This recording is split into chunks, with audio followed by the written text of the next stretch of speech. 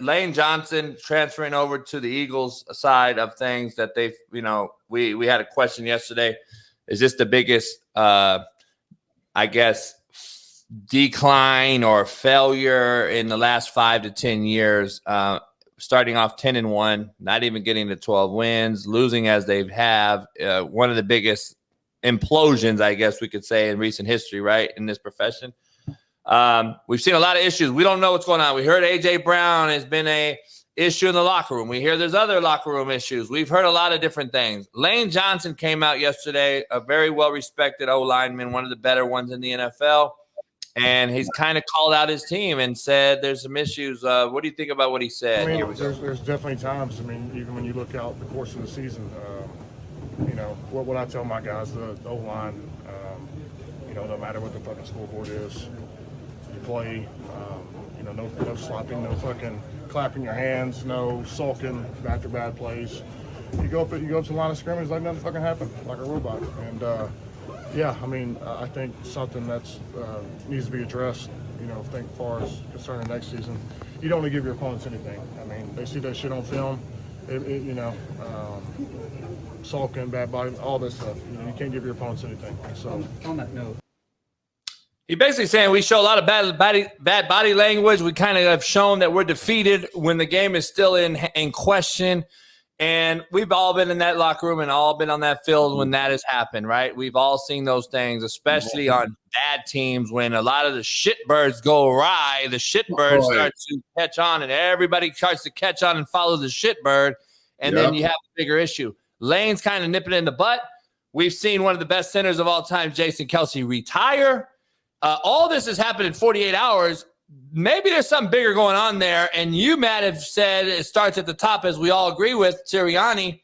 And I'm like, fuck, he's kind of wore on me. He's done a pretty damn good job there in 3 years, even after the crazy, cringeworthy first ever podium speech when he took the job. I was like, who the fuck is this guy? He wore on me like McDaniel might have wore on you, Matt. I don't know. I don't know where we go with this. It's hard to fire a guy 11 months after a Super Bowl, but you pointed out some things. This seems like it's a bigger issue, and maybe you have to. I don't know. Look, they fired DP after a year and a half after the Super Bowl or something, 2 years. So it's not as if they can't move on. Sirianni's done this to himself to a point, but the players haven't supported him. He could be coaching his ass off. The players quit. Like, it looks to me like the defense has just hung it up. Like, they don't give a shit anymore. So it's hard for me to just sit here and say it's all on the coach. Everybody's got to take equal responsibility here for the failure. But that football team just looks uninspired. They look like there's a definite power struggle between like Dallas Goedert and Jalen Hurts yelling at each other and shit. Like, that's the last thing I would expect to see. So, it seems to me like there's a bunch of friends on the team that don't want to criticize each other or hold each other accountable. Everybody's just kind of like friendly. And, if he plays bad or doesn't hustle, well, he's a grown man. He'll figure it out. Whereas I look around the NFL at other places and I just don't see it like that. I think that if you look at Baltimore and the way they play, find somebody on their defense that loafs, and then when he does, find somebody on the defense that's going to correct them, and you'll find 10 other guys. Patrick Queen and Raekwon and Coach Harbaugh and everybody that standard that they have in Baltimore. They're not going to. If you don't play to that standard, you're susceptible to getting criticized constructively like everybody else. So Philadelphia's got to figure out, and Jeffrey Lurie, their owner, have got to figure out who they want to be. Do they just want to be a good team that beats up on bad teams and sneaks into the playoffs every now and then and might go on a run? Or do they actually want to maximize all this shit, which is going to make people uncomfortable, period. There's going to be uncomfortable people from the coaching staff and the locker room if you want to maximize this and make it worth doing. Otherwise, what are we doing? It seems to me like everybody's just happy about going to the Super Bowl last year, and we'll just rack this one up to a bad season. Man, if the Philadelphia Eagle fans don't seem like that. They were pissed the other night. They're throwing popcorn at Sirianni and shit, and getting escorted out by cops. If that's, first of all, If that's the way that an NFL game affects you mentally, you've got some fucking woohoo problems. Like, you're a definite fanboy. And that's cool. We need fanboys, but shit, dog, it's just a football game. Relax. And then second, Bailey. Yeah, go ahead, Matt. Finish. Well, second, like if you're Nick Sirianni, you've got to read the writing on the wall here. Like, it's not only is your team struggling, but the city's turning on you. And when the city of Philadelphia turns on you, you are fucked. Bailey, let's put some film on, Bailey. We got some Philadelphia film, Big Matt. Let's break it down with Smitty for a few minutes. We got it going. This is last game, obviously. We just got, thanks to my main man, Chad, DV Sport. Empty. Yeah, Draw. empty. Screen. Draw. Some people made some comments recently in the media, former players, Ray Lewis being one of them. Ray Lewis said, without Swift being on the field as the Mike backer, I'm calling out this offense to a T. Right now, it's QB run game or quick game, and that is not his strength. His strength, he can be a runner in empty, but I know right now that, okay, we know what we're doing. We're going to go man across the board and take your quick game away, force you to throw fade balls, which is the most unsuccessful ball in the NFL, and make you be a runner and then risk injury. So without Swift on the field, they are very one-dimensional in what they do offensively. Also, what I witnessed is a lot of the route combinations are so bad. I was like, this is a bad high school route combination run team. There were guys running into each other. And then on the third point is, every time Hurts would scramble drill this, Matt, as you know, and coaches know, and Smitty knows, we had to – Smitty on D-line would do a retrace drill, I'm sure, at practice on chasing down the scramble drill. And then on offense, the receivers and everybody should be what? Flatlining to the QB sprint side so we can get open for the Q. I did not see any of it, man. I see a bunch of walking around. It's a bad orchestrated offense for an NFL franchise. So I'm curious. This is third down, and we go empty. We throw it, our second down. We go empty. We get a little, out route cut. Tampa basically played a basic vanilla defense and never really brought any pressure. Third quarter, they did a little bit. But, I mean, that's just an overload Bear front. I mean, they just got the Bear 0 and a 1. It's just a 5-0.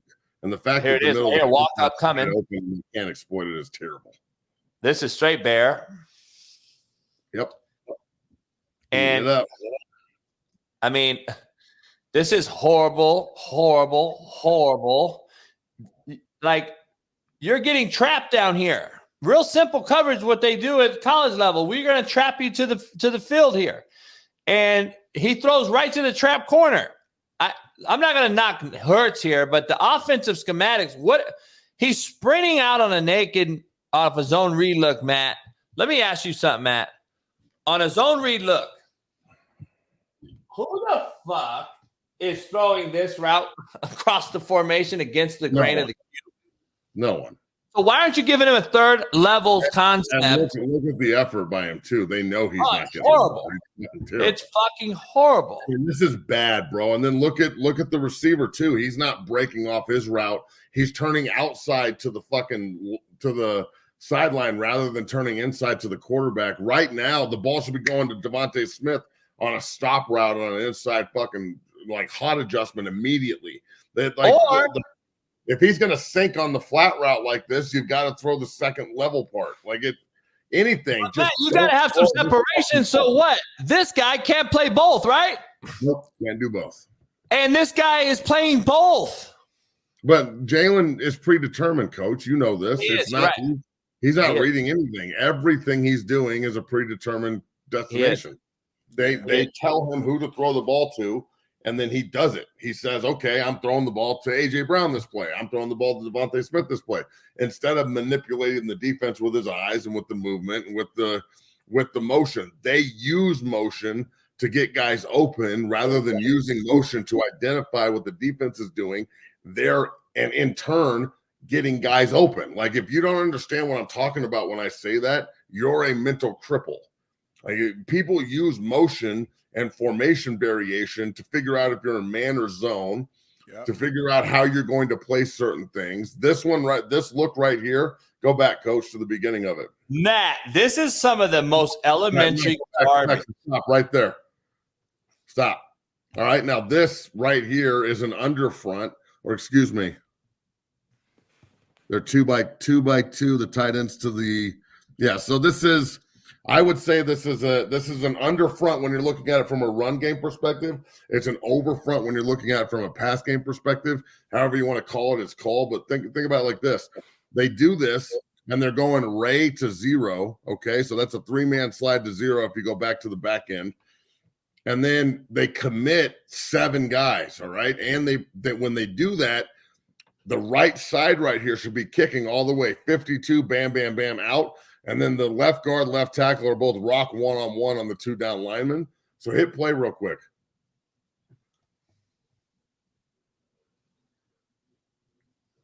They won plus the protection. This should have been. I understand, but Jalen Hurts should be moving his back over, or they should be full turning this. Like there's ways to adjust this and pick it up. 50, and the other thing is that's face pressure. If they do want to roll with this like this, that's fine. But now Jalen, throw the ball now. The ball needs to go out. You see that fucking hole where 52 leaves and Devontae Smith could win outside and then go back inside? That's where they need to throw the ball. Wherever they blitz from, that's where we need to attack. Right there. Right there, exactly. Instead of running outside, let's hot route that motherfucker inside, side adjust this bitch and roll. And the fact that Jalen doesn't have any like Jalen didn't see this, Matt. Like you can clear, he didn't know he was blitzing. Walk up and go easy, easy, easy, easy. Hey, Devontae or fucking Fishhook or whatever. Whatever your nonverbal communication is to 6 here. Watch how much this opens up right here. Outside in, he might score a touchdown. Hit play. Big man. Let's go. Let me play devil's advocate and defend Jalen Hurts here. I think Jalen Hurts is being horribly coached and managed in the NFL for this reason. Number one, look at the route combination by these 2 on the right side here. And I want you to tell me, Matt, what in the world is this and this? Where is it side adjust, hot, or release for the QB to throw it? Number one. Number 2, look at their routes, Matt. They're in the same fucking vicinity. And look at this. What combination is this? Yeah, it was bad. Like who's exactly? They're both in the same area. Look at the middle of the field. It's wide ass open, and they're already on the boundary. It's either they don't know what they're doing, or they're just or their coaching is absolutely and unequivocally atrocious. Period. Matt, I got to be honest. 1, 2, we know we're locked 0 right here. We know he's a rusher. We know he's either got the back to his side and he has the back to his side if the back were to release either way, right? So we're in straight 0 principle. There is no safety. We are locked. This is coaching 101. We have 1, 2, 3, 4, 5 guys at the line we know are blitzers, plus the 2 backer possibilities. So we have a 7-man go possibility in 10 personnel. And I'm trying to figure out, why are we not taking advantage of the middle of the football field versus 0 high safety? There's not a 1 guy on the roof. Do you actually think that they sat in the meeting room and talked about this and how to adjust to it? No fucking way. No. Like they just straight engage 8 on this bitch pretty much. And I know it's only 7, but it's a really, really bad look. It makes Philadelphia look like a bunch of fucking amateurs is what it does. All right, now let's switch hands. Let's switch it over because I got the big time shit right here on the Coach AB show with Big Smitty, Big Matt McChesney joining us 0 to 60. We got the other side of the ball, Big Matt, and we got the Eagles on the other side. So let me flip it over. So on the Eagles side, last year we got to see a Super Bowl ran by a defensive coordinator who was shopping jobs while working the job and taking a job for the Arizona Cardinals. And he later came out and said, I apologize. I did a horrible job planning for the Kansas City Chiefs. We saw that because we never eagled Travis Kelce the entire game, didn't put hands on him the entire game, and he dominated us. So, having said that, it looked worse in this game. By a new defensive coordinator, it looked worse, Big Matt. And I'm trying to figure out what we saw by this front. And just so we're clear, they move the tight end and they go from another bear look if this guy walks down 7. What are they doing? Why are you doing that with the tight end on your side? There is no edge. There's no anchor. There's no support force. This is amateur hour on defense in the NFL, and it's an embarrassment for a guy making $5 million a year. Yeah, I agree. I was very confused on some of the things they were doing, like walking Fletcher Cox outside. I don't have a problem with him playing defensive end necessarily, but not 15 plays a game. He's not Chris Jones. He's a true 3-1 technique. And he's older. And he's old. And then the other thing is, like, watch this. That's good route separation right there. That's not two guys in the same space. Yep. They're 2x2. They're running symmetrical route combinations. Boom. Both routes look the same on both sides. The back is flaring to the fucking flat. Matt, this is not rocket science. This isn't rocket science, though. This is easily like controlled and contained if you understand this is 11 2x2. Hey, mirror. They should be able to pick this kind of shit up. Matt, let's break this down to brass tacks for the common fan out here. First of all, there's 3 guys right here on the box. We have a DB, which is the long-haired cat right here. I don't know what his number is. And then we got 2 linebackers, nickel guy. Let me be clear here what we're doing. So as an offense, real quick, if I release the back hot, which he does, we should have either an exchange call, meaning that we trigger the corner in some type of zone look so he has the flat, or the blitzer, who is this guy in this particular play, cancels his blitz because he knows that the crosser now has to cross all the way across the field to chase a back. Right. This is the most unsound shit I've ever seen as we are watching. Just so I'm clear, the Mike backer should be canceling. He's blitzing, and the offside backer is now taking the back, leaving nobody for the QB, number 1. And number 2, this is a horrible coverage exchange by Eagles here. He had to run through 3 concepts to go take a back in the flat, which opens up the tight end, by the way. I've never seen anything like it in the NFL. I'm going to be honest with you. Sirianni has more issues than just offense. A.J. Brown, yeah. This is bad. Like, that guy would have been in the hole right there, Matt, just so we're clear on what we were just saying. If the Mike right there exchanges this, he's a hole dropper now and picks the ball off. Well, I just don't understand why they're doing it like this. What? And then you're blitzing a linebacker into the slide. Like, you're not even manipulating the protection. That's what I'm saying. He didn't even plus 1 him. The fucking center. Like, he didn't plus 1 nobody. It's ridiculous. The center calls the linebacker, and the linebacker just runs straight into the center. Like, we're not even I just don't understand it. This is the kind of shit this is like JV shit. This is easy. Let me ask you guys, do we think that this is the way they're not being coached properly, or the players just fucking up? They're not being coached properly, bro. They're too good from a player perspective to be this shitty. Like, fast. Look at the pocket here. Matt. I mean, that's beautiful. We've had everybody come on the show talk about how great the D-line is for the Eagles, and I was the one 3 months ago saying, I don't think it is. I think you lost Hargrave, and it fucked you. I think Jalen Carter's too young. I have receipts. I said it. Look at this. You're bringing a backer, and you're not manipulating the protection whatsoever. You're not even 1+ in them. Basically, you're just bringing 5, and O-lines are too good now to understand, okay, the guy dropped off the edge. They brought the mic. It's still only 4-man go, 5-man go at the worst. I got 6 to protect. Yeah. I got 6 to protect. What are you doing? You're not doing nothing to me. Nope. And then they're dropping Hassan Reddick into no man's land. Look at him at the top of the screen.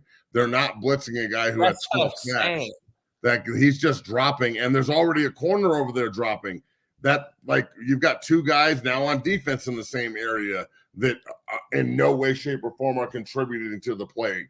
Why are we over this? Matt, explain this. There's no one over there. What the fuck are you doing? Hey, Matt, tell him we're in a 12 personnel look here, and we got a nub dead side tight end here, and there's only one combination there can run that and the back and the flat. So you have two guys here. We understand, right? We got a corner and a Hassan Reddick. That's an old lineman. That's tight end heavy at the top too. Yeah, tight end heavy, and now we know he's not a route runner. Why isn't he triggered? He should be blitzing immediately.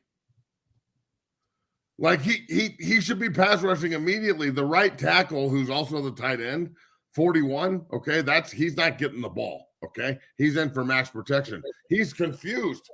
He doesn't know why. Do you think Hassan was taught like if the tight end steps to you, you immediately drop back to the? That's what yeah. Especially with the stack by the corner here. Yeah, like I guess they could slip 41 out, but they're not doing that shit. He's splitting the tight end all the way back too, so they have three guys on the best pass rusher on the field. So right, man, and then look, hold this.